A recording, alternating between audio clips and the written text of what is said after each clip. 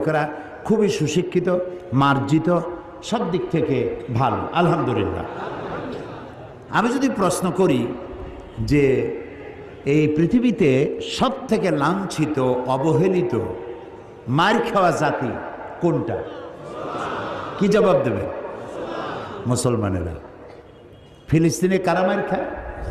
আফগানেরা, Kashmir, বজনিয়ায়, Chechnya, এরিত্রিয়ায়, সারা দুনিয়ায় মার খায় মুসলমানেরা। অথচ একটু লক্ষ্য করেন, অথচ পৃথিবীতে অন্তত 50টার মতো দেশ আছে মুসলমানদের করতলগত, হাতের মুঠায়। কটা দেশ? 50টা দেশ। পৃথিবীতে যে ওয়েলথ আছে, সম্পদ, এর 1/50 অর্থাৎ অর্ধেকেরও বেশি সম্পদ মুসলমানদের হাতে। পেট্রোল, গোল্ড, রাবার, কয়লা, সিলভার, কটন, এই উল্লেখযোগ্য সম্পদ মুসলমানদের হাতে। 1/50 মুসলমানদের হাতে। পপুলেশনের দিক থেকে সারা দুনিয়ায় বর্তমান পপুলেশন হচ্ছে 600 কোটি। এই 600 কোটি জনগণের মধ্যে 1/4 অর্থাৎ 150 কোটি হচ্ছে মুসলমান। দেশ হলো 50টা, সম্পদেরও অর্ধেকেরও বেশি আপনার, জনসংখ্যার দিক থেকে আপনি 1/4 পৃথিবী। অথচ আপনি জুতা খাওয়া, লাথি খাওয়া, মার খাওয়া, না খায় থাকা, কষ্ট করা আর স্বাধীনতা হারানো, সব জায়গায় বঞ্চিত, লাঞ্ছিত, অবহেলিত, নির্যাতিত, নিগৃহীত জাতি মুসলমান। এটা কেন? এটা এই জন্য যে আমাদের কাছে কোরআন আছে, সেই জন্য আমরা আমাদের ইজ্জত হারাইছি। হ্যাঁ, দেখেন আল্লাহ কি বলেন। শুরু হচ্ছে তাফসীর। শয়তানের ওয়াসওয়াসা থেকে পানাহ চাই, বিতাড়িত মরদুদ শয়তানের ওয়াসওয়াসা থেকে পানাহ চাই, পরম করুণাময় আল্লাহ রাব্বুল আলামিনের নামে শুরু করছি। তাহা মা আনজালনা আলাইকাল কুরআনা লিতাশকা ইল্লা তাযকিরাতান লিমান ইয়াখশা তানজিলাম মিম্মান খালাকাল আরদা ওয়াস সামাওয়াতিল উলা। সুবহানাল্লাহ।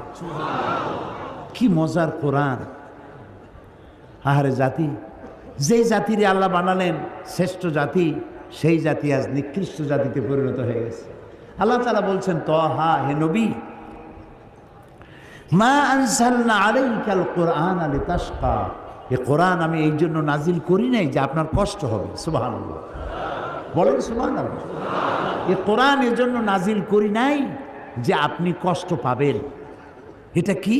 ইল্লা তাযকিরা, এটা একটা নসিহত, এটা একটু উপদেশ। লিমান ইয়াখশা, যারা আল্লাহকে ভয় করে, যারা আল্লাহকে ভয় করে চলে, তাদের জন্য নসিহত। আর এই নসিহত যারা মানবে তাদের কপাল খুলে যাবে। তো কপাল যদি আজ আমার পুড়ে থাকে, তাহলে কোরআন ছেড়েছি তাই কপাল পুড়েছে।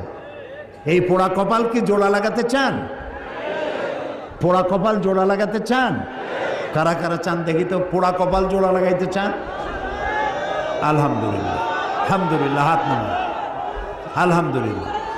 আমরা আমাদের পোড়া কপাল যদি জোড়া লাগাতে চাই, তাহলে সুপার গ্লু মাখলেই হবে নাকি? সুপার গ্লুতে কাজ হবে না। আল্লাহ রাব্বুল আলামিন বলেছেন,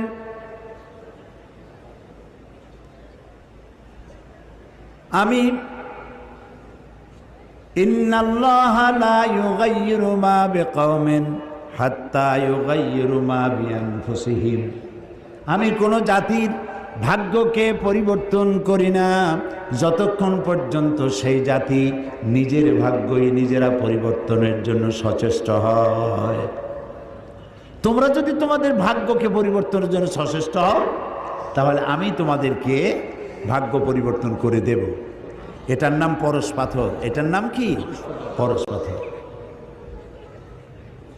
আল্লামা আলতাফ হোসেন হালি তিনি বলছেন, উতর কর গারহরা সে সুয়ে কওম আয়া, উতর কর গারহরা সে सूए कौम आया और एक नुस्खे किमिया साथ लाया।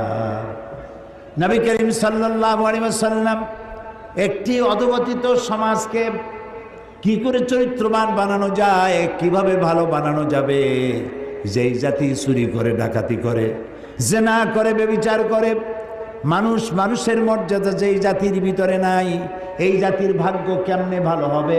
হেরা পাহাড়ে বসে তিনি চিন্তা গবেষণা করতে লাগলেন।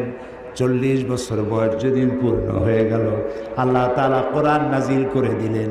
হেরা পাহাড় থেকে কোরআনের আয়াত নিয়ে তিনি দুনিয়ায় অবতীর্ণ হলেন, দুনিয়ায় এলেন। কোরআনের সংস্পর্শে যারা এলো, জিরোগুলি সব হিরো হয়ে গেল। আল্লাহু আকবার, আল্লাহু আকবার, আল্লাহু আকবার।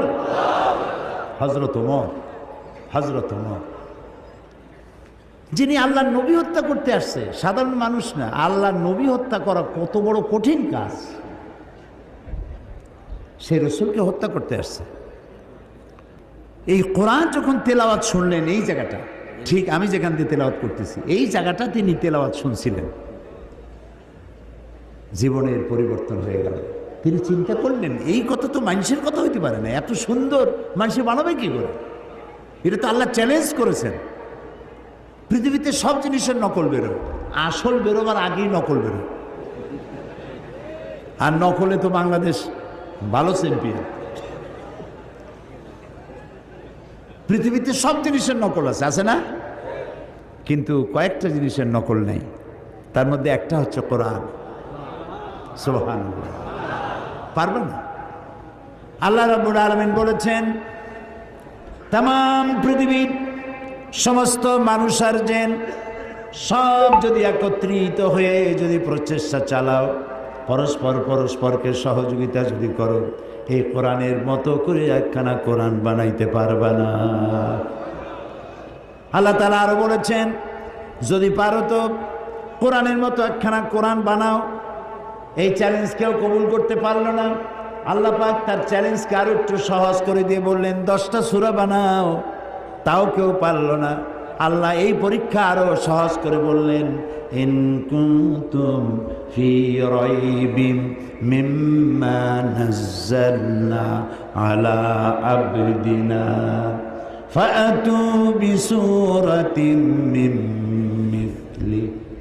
আমার বান্দার উপরে আমি যে কোরআন নাজিল করেছি, যদি তোমাদের সন্দেহ হয় তাহলে কোরআনের মতো করে ছোট্ট একটি সূরার মতো করে একটা সূরা বানাও।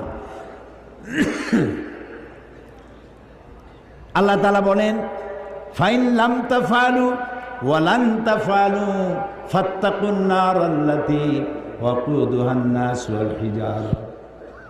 আল্লাহ তাআলা বলছেন, পারবা না এবং কখনোই পারবা না।